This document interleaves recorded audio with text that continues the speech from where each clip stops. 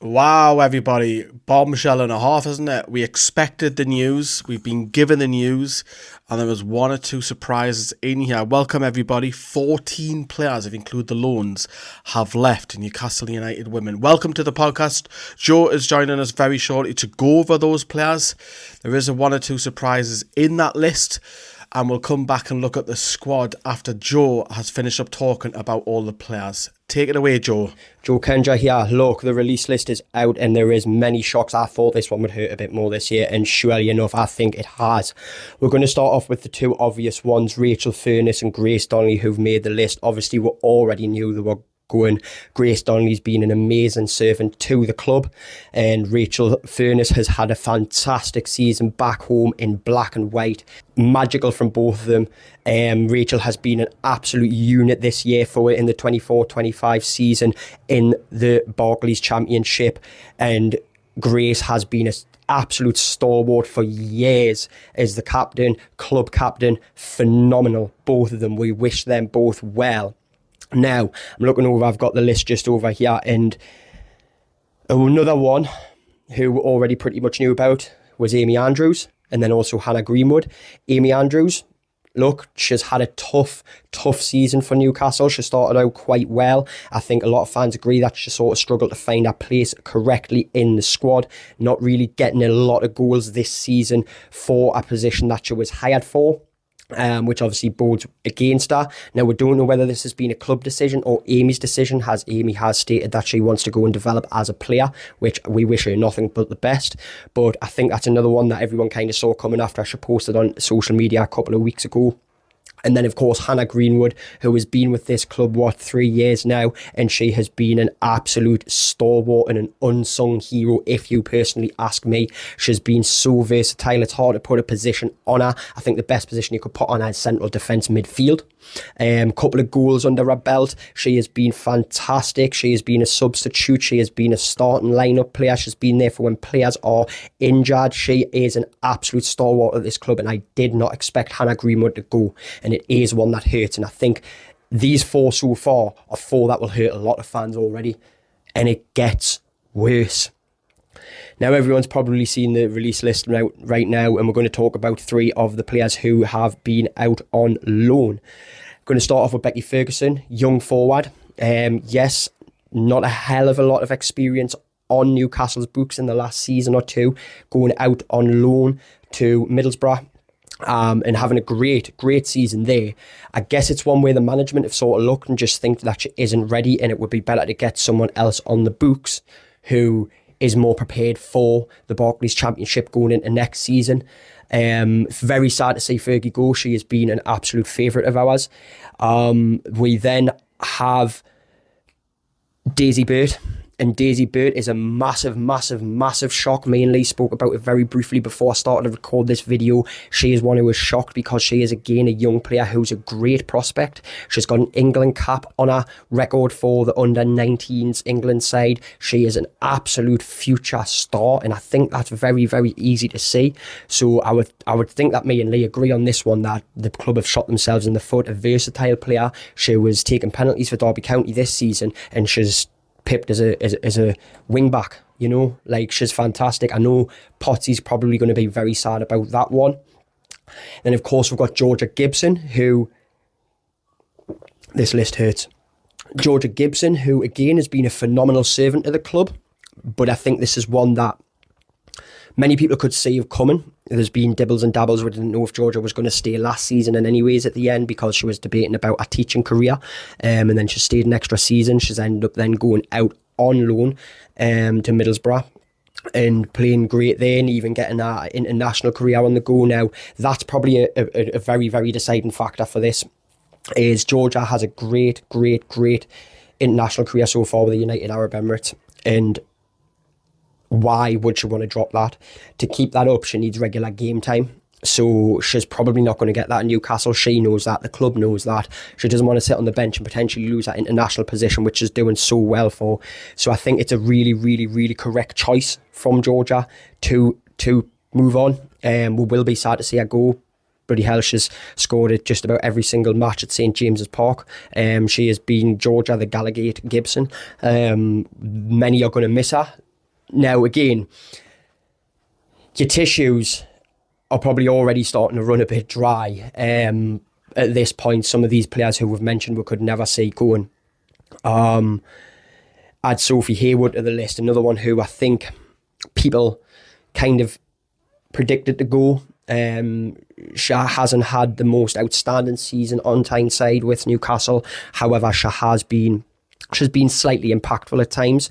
I think that's the one way the club look at her and they go, right, we need to bring in someone who can bring a more consistent form, who can make a bigger impact coming off the bench, which I think they're both fair assessments when you consider Sophie Haywood. She's not quite the player we need right now. Yes, it does hurt with depth losing someone like Haywood, I believe. However, I think that's something we can gamble with a little bit going forward. So we've got to now look for another replacement there as well with Haywood. And now if you weren't hurt enough, it just sort of gets harder and harder, yeah. And I'm even struggling to look at them and pick who I'm going to actually talk about next because each one really, really hurts me. We're going to go with probably the biggest surprise on the list, Amber Keegan-Stubbs. Give us a minute to get that in. Amber Keegan-Stubbs, who has probably been our most consistent player over the past 2 seasons. She is a massive factor in why we were promoted to the Championship. She is a massive, if not the biggest factor into why we have stayed so competitive this season. There's barely been a game where Stubbs is faltered. She's generally either came on and changed the game completely or been on from the start and been the absolute leader on the pitch without anyone getting close. We know she's very close with all the lasses. She's a proper true leader at the club. And I thought with Grace leaving, Amber would then be given the club captaincy. Obviously, that's not to be. I personally think we have shot ourselves in the foot getting rid of Stubbs. I get it. Age is a factor. I understand. However, even at her age, Amber Stubbs is still doing a fantastic job. Yes, she takes an injury at the end of the season. Has that had an effect? Does that bode into the decision? We don't know. We can only speculate. But it's a very, very, very, very sad one. There's going to be a lot of upset people when it comes to seeing that Amber Stubbs is gone. And now we're going to go into 3 that, for me, hurt the most. And I'm going to start with my daughter's favourite. You all know, Katie Barker, number 9. Now, as much as it was probably obvious this was going to happen when you look at her game time this season, I don't think she started a game. If she has, it's probably only been 1 or 2. She has no goals on her record for the first time in a season in as long as I can remember. She hasn't really gelled with the team when she's came on, and she seemed to have been struggling a little bit when it comes to keeping up with the pace of the Championship. Katie is young. This doesn't mean this is the end of her time at Newcastle. Never know, one day in the future she may have a swan song here. That would be beautiful. But I do think it's the right decision to let Katie Barker go, and that hurts saying that. Katie has been one of the fan favourites for years. I'm talking 3, 4, 5 years. She's been my daughter's favourite since Jane Harland left, and that's 3.5, 4 years ago. She has been a true legend at the club, really has. The goal scoring prowess of her, the ability to adapt. Remember last season when she moved onto the wing, and oh my God, it was like, wow, who is this Katie Barker?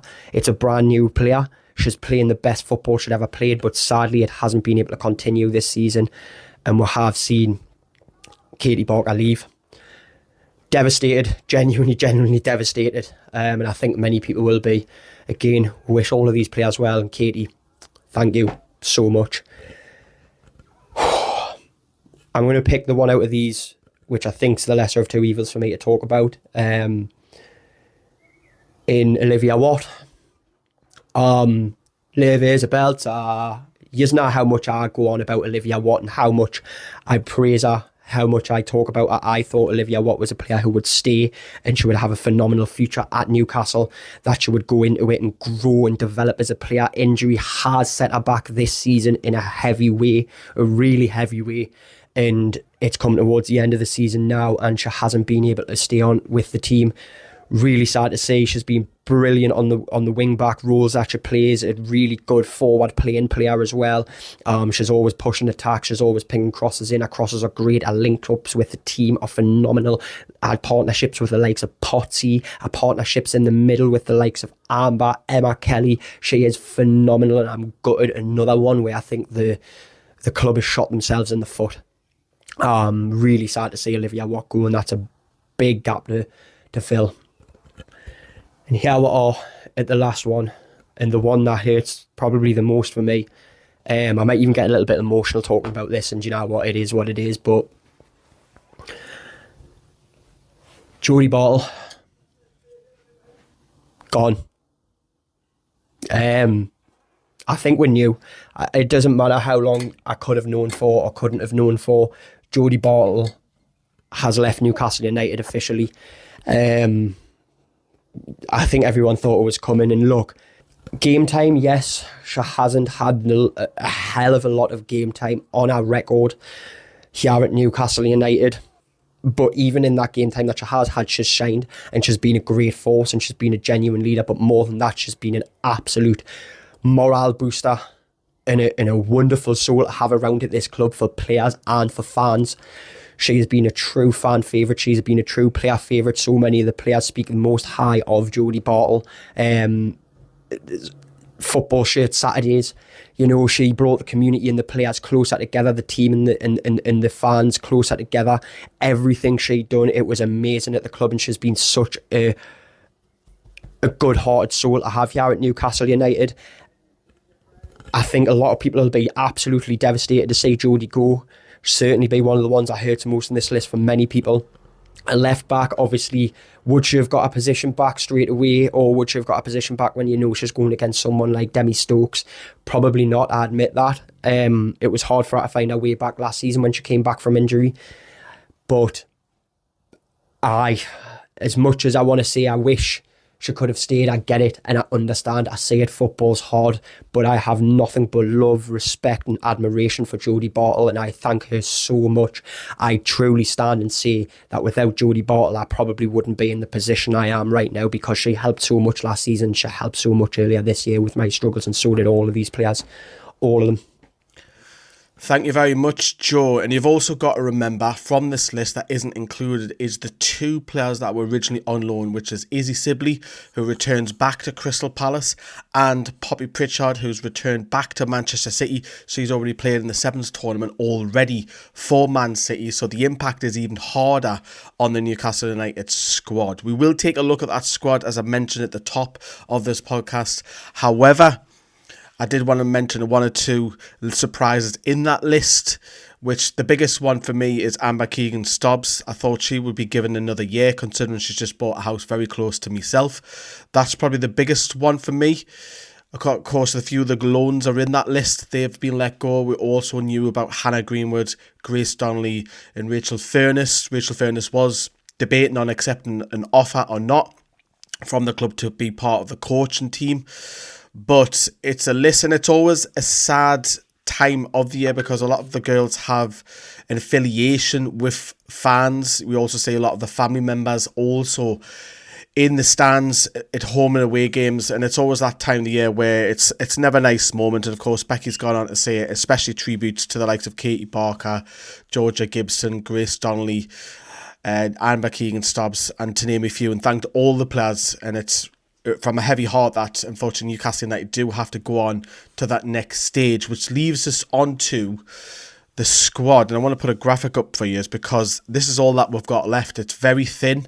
There's no doubt about it that Newcastle United will be go on and strengthen the squad. We've got two goalkeepers left in Claudia Moan and Hannah Hawkins. We've got one left back in Demi Stokes. We've got three centre backs in Deanna Cooper, Charlotte Potts, Charlotte Wardlow, one right back in Leah Cataldo. I've got four centre midfielders in Alicia Body, Emma Kelly, Jazz McQuaid and Lewis Joel. Just two wingers in Freya Gregory and Beth Lumsden, and then two strikers in Shania Hales and Emily Murphy. Of course, Murphy can do a job elsewhere as well, but it leaves it very thin. There's no doubt about it that the squad will be improving and the better quality will be coming in. The aims for Newcastle United is to get in that WSL. There's no doubt about it. That's the aim coming up this season. We finished fifth, a respectable fifth after two promotions rather. So, a bit shocked by some of the names that have gone. I thought Daisy Burt might be given another loan or given a chance to come into the squad. And the rest of them don't really surprise me. We know that Fernie, I would have liked to have kept Rachel Furness at the squad, but she's obviously been asked to do a coaching job. But interesting, isn't it? Very interesting. And so thank you very much for Joe. It's a shorter one this week because this is breaking news. We wanted to get this out fairly quick this weekend, but there you go. That is your Newcastle United's release squad. And big thank you to Poppy Pritchard. Hopefully Poppy comes back on loan again. And of course, Izzy Sibley has headed back to Crystal Palace, and all the players who have been released as well. Big thank you to all of their contributions. We wouldn't be in this position without them. So that's it from myself and Joe, and thanks for listening on the audio and on Newcastle Fans TV YouTube channel.